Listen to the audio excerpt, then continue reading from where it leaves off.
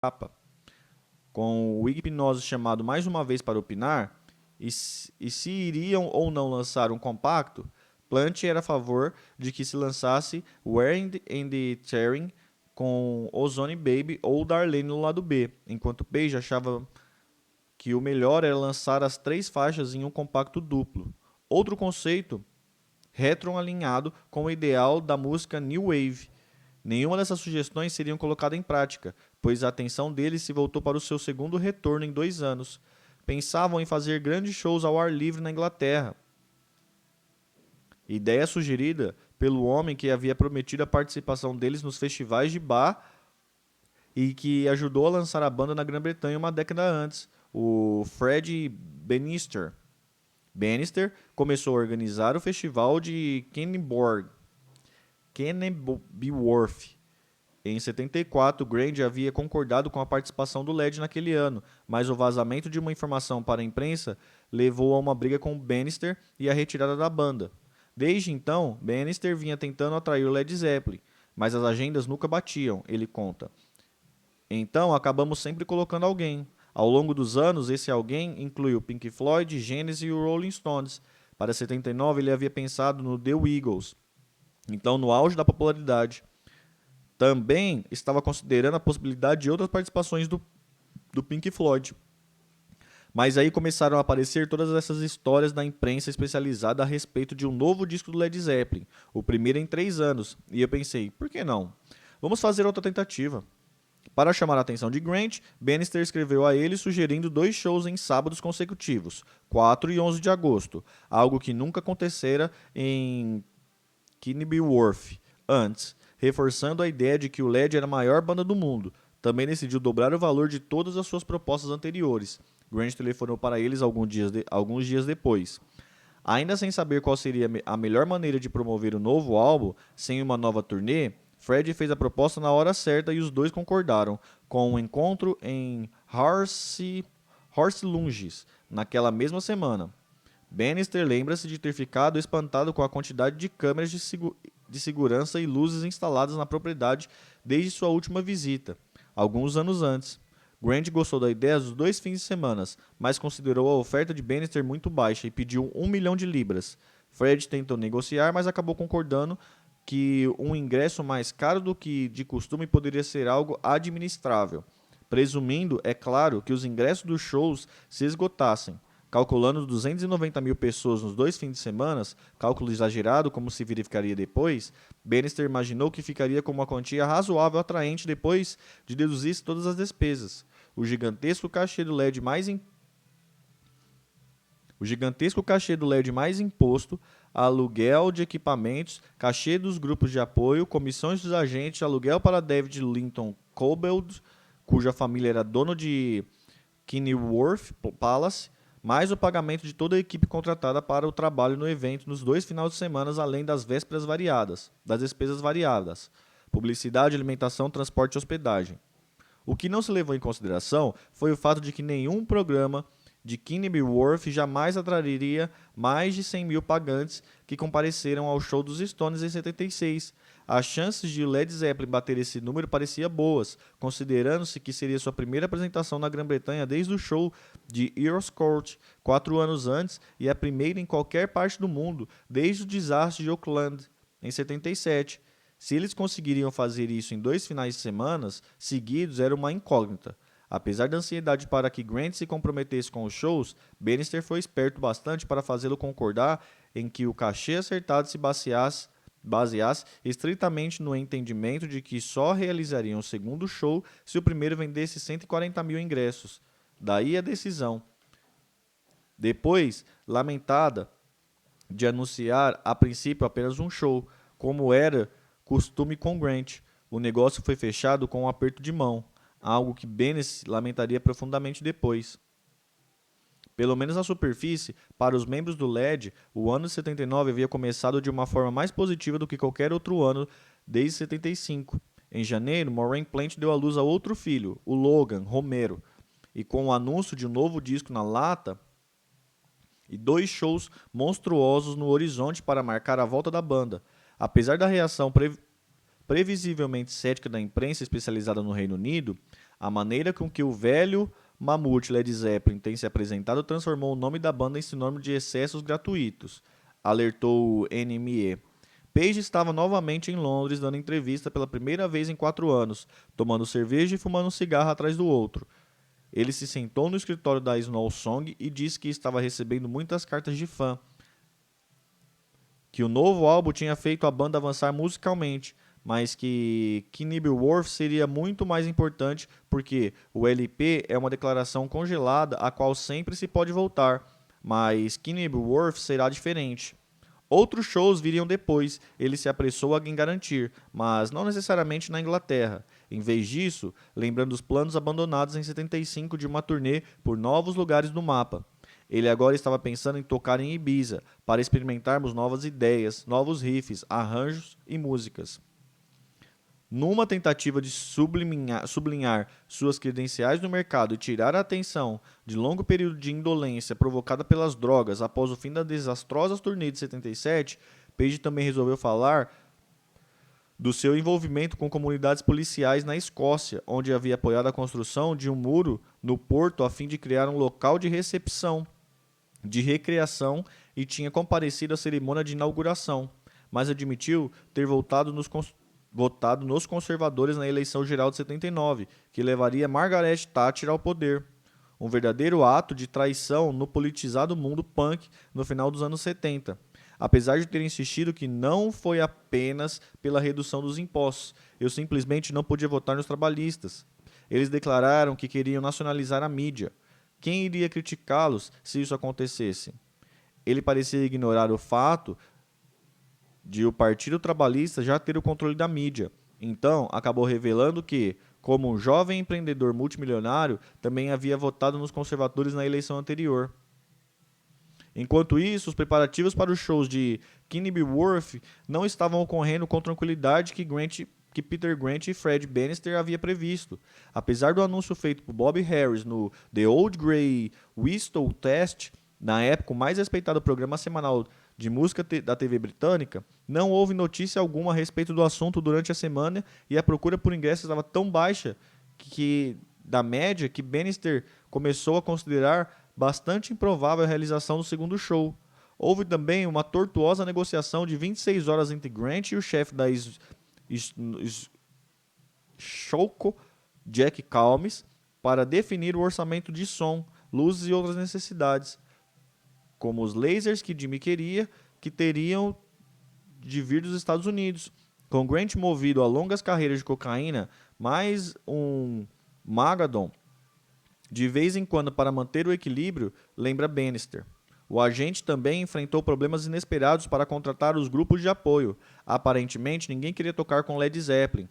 Foi nesse momento, já bastante tarde, que eu comecei a perceber que a banda tinha uma fama de ser muito egoísta. Depois de receber recusas de J.J. Gale, Little Fish, Roche Music e Van Dury em The Blockheads, Bannister acabou acertando com Chas and Dave, The New Company Called Band, Southside Johnny e Asbury Jukes e Utopia, de Todd Rundgren. Não era um programa cintilante, mesmo para os padrões dos anos 70, mas foi o melhor que Bannister conseguiu. Grant sugeriu Fairport Convention, que aceitou, mas só poderia fazer o primeiro show. A banda não foi informada a respeito da inesperada dificuldade na venda dos ingressos. Na verdade, Page ainda acredita que Knebworth foi um grande sucesso, prova de que a banda era maior do que nunca. Todo mundo dizia, eles são maiores nos Estados Unidos do que na Inglaterra, e tudo mais, ele me disse em 99, acrescentando que nunca duvidou nem por um instante de que seriam vendidos todos os ingressos para os 2 shows. A verdade é que sempre fui confiante. Todo mundo dizia que nós não tínhamos mais seguidores, mas eu sabia que tínhamos, não havia dúvida quanto a isso. Na verdade, havia muitas dúvidas.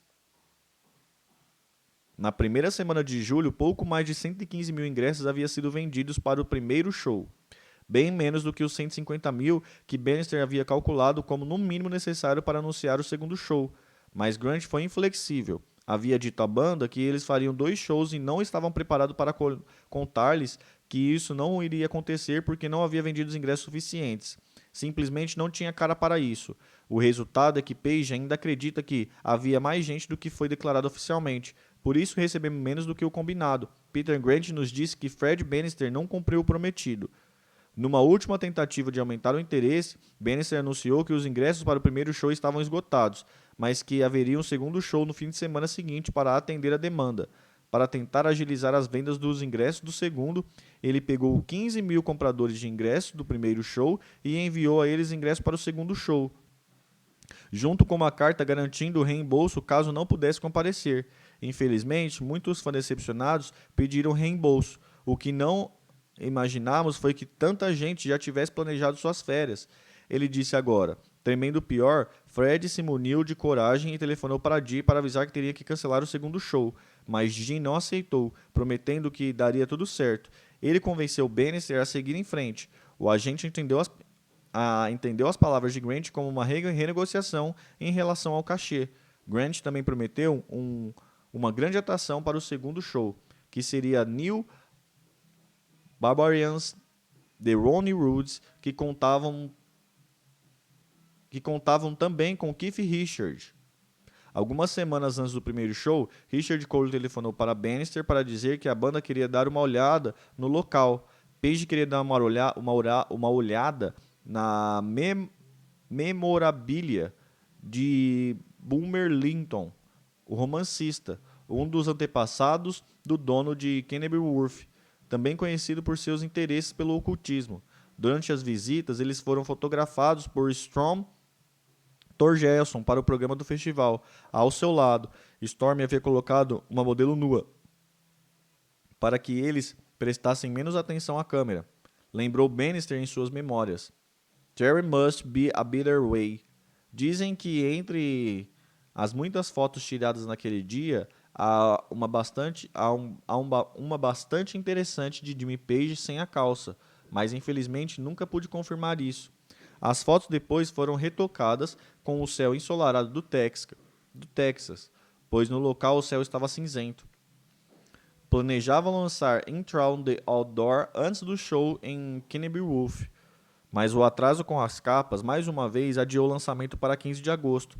Criada pela Hipgnosis, a capa teria 6 versões diferentes, todas variações da mesma cena de bar em Nova Orleans, que mostravam um homem de chapéu, terno e gravata, com ar cansado em um bar deprimente, sendo servido por um homem tatuado de camisa sem mangas. No fundo, um negro toca ao piano, uma negra de meia idade ri e segura um copo de bebida. E junto à janela com uma persiana, uma jovem mulata num vestido justo, com expressão de indiferença. As capas eram em tom de sépia, com uma pincelada levemente colorida, como se estivesse olhando para dentro do bar através da janela empoeirada. A mancha representava o lugar que você havia limpado com a manga da blusa para enxergar melhor, explicou Storm Thorgerson. O envelope do papel contendo o disco tinha 2 desenhos em preto e branco, antes e depois das cenas, de um copo, um cinzeiro, um cigarro e um isqueiro que mudavam de cor quando se colocava água. Ideia que Jimmy tirou de um livro de colorir de sua filha. Isso não existe na versão em CD. O toque final ficou com o nome da banda e o título do disco acrescentados como se fossem um carimbo postal, concebido de maneira a impedir que o comprador soubesse qual das 6 capas estava comprando.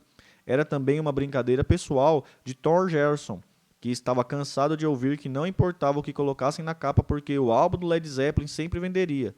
Peter Grant disse que poderia colocar o disco dentro de um papel pardo e que mesmo assim venderia. Foi o que fizemos. Ele estava certo. Realmente, Intro the Outdoor vendeu mais de 1 milhão de cópias nos Estados Unidos nas 48 horas após seu lançamento, indo direto para o primeiro lugar na Grã-Bretanha e nos Estados Unidos. Nos meses seguintes, venderia mais de 5 milhões de cópias nos Estados Unidos, onde foi saudado por representantes da indústria fonográfica, que estavam vivendo um período difícil de quedas de venda de disco depois do dilúvio de bandas New Wave no último ano e meio. Nas palavras do escritor Stephen Davis, nos Estados Unidos, pelo menos, os punks e os new waves eram para os nerds e perdedores, enquanto o LED ainda representava um fluxo contínuo de dinheiro, carros velozes e prestígios, segundo seu conterrâneo americano David Owen. Na Grã-Bretanha, as críticas foram igualmente eloquentes, mas muito mais condenatórias. Até a Sounds, que junto com a Melody Maker era a única publicação especializada que ainda fazia uma cobertura positiva do hard rock e heavy metal, desceu a lenha no LED, sob o título Close the Door, Put Out the Lights. Feche a porta, apaguem as luzes. Primeiro verso no The No Quarter, do álbum House of the Holy. A crítica especializada em rock a crítica do especialista em rock Geoff Barton deu apenas 2 estrelas para o álbum e concluiu profeticamente: "Não me orgulho em dizer isso, mas o dinossauro está extinto." Grant, é claro, ficou furioso, tendo impedido que a Sounds tivesse sua própria tenda no Kenilworth. Ordenou que a gravadora tirasse todos os anúncios das páginas da revista. Porém, como lembra Alan Lewis, editor da Sounds na época, as bandas daquela geração já não eram mais procuradas. Na época, você se arrastaria sobre vidro picado por uma entrevista com Jimmy Page, mas eles tinham passado do auge em 79. Havia o AC/DC e Blondie ditando o ritmo, em termos do que colocávamos na capa. Nós certamente não perderíamos o sono por causa do Led Zeppelin. Os shows de Kenilworth, propriamente ditos, foram estranhos, forçadamente triunfantes, ocasionalmente brilhantes, titubeantes em muitas ocasiões, mas basicamente marcada pelo que a banda preferia esquecer e causa de uma propaganda enorme na época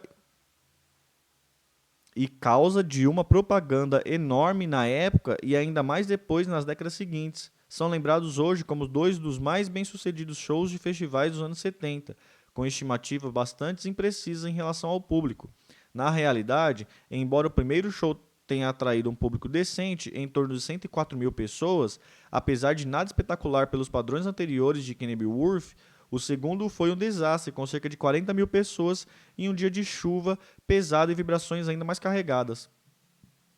Mesmo depois de 2 shows de aquecimento em Copenhagen, o nervosismo era tanto que os membros da banda Led Zeppelin mal conseguiam falar um com o outro durante a bordo do helicóptero que os levou ao primeiro show, muito menos com os dos outros grupos que também se apresentariam ou com qualquer convidado nos bastidores.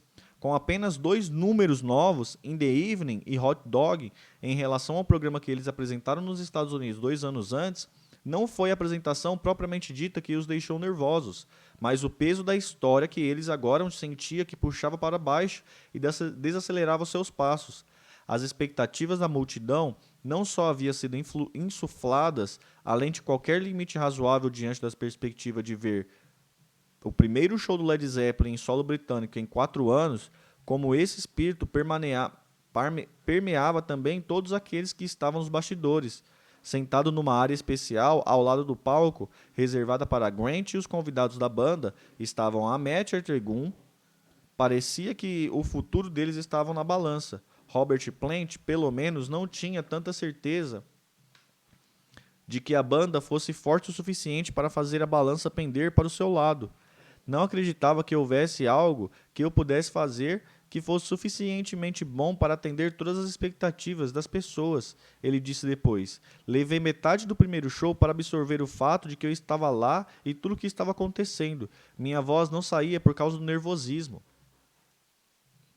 O dia começou mal para Fred Bannister quando um visivelmente constrangido Richard Cole entrou no escritório da produção e insistiu que ele assinasse uma renúncia dos direitos sobre o filme do evento. Grant havia contratado o diretor Mike Mansfield, cujo programa semanal Supersonic se transformara na resposta da TV comercial ao velho Top of the Pops do BBC, para filmar Kenilworth para um novo longa que a banda pretendia fazer. Bannister já havia concordado com a colocação de mais de uma dúzia de câmeras e equipes de filmagem em pontos estratégicos. Como agente de Kenilworth, Bannister talvez esperasse algum tipo de pagamento fixo ou até royalties por algum filme que viesse a ser comercializado, mas não era, em princípio, contrariado à renúncia dos seus direitos, em troca de uma compensação razoável. Quando Cole lhe disse que ele faria aquilo pela principesca quantidade de 1 shillings, Bannister ficou furioso, não só com a oferta ridícula, mas pela maneira como foi feita. Suma daqui, Ele disse a Cole. De jeito nenhum, mas Cole insistiu, dizendo que a oferta fora feita por Grant e que, com o humor de Peter, naqueles dias ele realmente não precisava piorar as coisas. Bannister assinou, sabendo, ele diz agora, que a mesquinhez de Grant seria também sua ruína. Se ele tivesse me dado 250 libras, o acordo teria sido perfeitamente legal, mas a única maneira de alguém abrir mão de seus direitos por um shilling é por coação, como aconteceu comigo, e isso, me disseram depois, invalida totalmente o contrato. Abriram com The Song Remains the Same e encerraram mais de 3 horas depois com Staring to Heaven, com Plant escangalhando a letra, deliberadamente, segundo alguns, para que a multidão não percebesse a tensão que dominava o palco, como a pirâmide de lasers verdes que cercava Page durante seu número com o arco de violino, usado agora como prelúdio para In the Evening. O baixo de John Asnin nem estava ligado nas 3 primeiras músicas, devido a um problema técnico que demorou a ser resolvido. E quando Plant fez um discurso confuso na metade do primeiro show, concluindo: "Nunca mais iremos para o Texas, mas vamos para Manchester", falou olhando para Grant na lateral do palco. Ele estava com a cabeça confusa, disse Dee. Para Jimmy Page, no entanto, foi uma grande ocasião. O primeiro foi muito especial, ele me disse em 99. Eu me lembro do público cantando "We'll Never Walk Alone", enquanto a banda voltava ao palco para o bis. Quer dizer, foi um momento muito emocionante, sabe? Foi realmente incrível, uma sensação maravilhosa e muito emocionante. Fiquei com lágrimas nos olhos, acredite.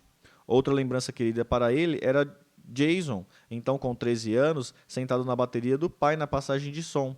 Estávamos tocando Train Played Wonderfoot. Eu estava concentrado na guitarra quando de repente olhei para trás e vi Jason na bateria, para que John pudesse ir para a frente e sentir se o som estava equilibrado. Eu me lembro de Jason tocando e John lá em pé rindo. Na área VIP dos bastidores estavam membros dos mesmos grupos punks que havia passado os últimos 3 anos falando mal de bandas como Led Zeppelin, Steve Jones, do Sex Pistols, Mike Jones, do The Clash, Chrissy Hind, dos Pretenders. Não que Jimmy dissesse que percebeu. Para ser honesto, eu não falei com ninguém. Passei a maior parte do tempo na minha, me preparando para o show. Até mesmo com os caras das outras bandas que estavam tocando, como Keith. Quer dizer, eu amo Keith, mas lembro que nem o vi. No meio da multidão estava também uma banda de adolescente de Sheffield chamada Def Leppard, que viu o primeiro show e decidiu, como o guitarrista Steve Clark depois me contou, que tínhamos acabado de testemunhar o segundo retorno. Eles voltaram para Sheffield e no dia seguinte assinaram seu primeiro contrato para um disco com a Phonogram Records. Anos depois, Robert Plant iria lembrar de Kennebeworth e suspirar. Apesar de acharem que éramos arquibandidos e libertinos, representantes de Sodoma e Gomorra, tínhamos os pés muito mais firmes no chão do que muita gente da nossa volta. Mas você não acreditaria nisso vendo-nos ali nos pavoneando em Kennebeworth, porque Kennebeworth era enorme, uma coisa incrível. Andei pelo lugar nas vésperas da primeira apresentação. Saí à noite como as pessoas em um jipe e vi que as pessoas derrubaram as colunas de pedra com os portões de metal, porque queriam entrar logo. Aqueles portões estavam ali desde 1732 e foram derrubados. Era uma coisa muito forte. No entanto, esperava-se ainda mais do segundo show, uma semana depois. Mas não seria assim. Voltando atrás em sua promessa, Grant exigiu o pagamento total porque, segundo John Hudson, a contadora de Grant, havia 250 mil pessoas no primeiro show do sábado passado e é claro que haverá o suficiente para fazer o pagamento total da banda no segundo show. E mais, Dee queria o dinheiro adiantado. Antes do show, aterrorizado, Fred e sua mulher e sócia Wendy exigiram um encontro com Peter, que foi realizado no dia seguinte, em Horse Lunges, mas, como Dee agindo como personagem de filme de Quentin Tarantino, o encontro logo descambou para ameaças de violências e coisa pior. Convencido de que Bannister estava mentindo sobre o número de fãs presentes no primeiro show, Fred insistia que não havia vendido mais de que 104 mil ingressos. Dee alegava que era um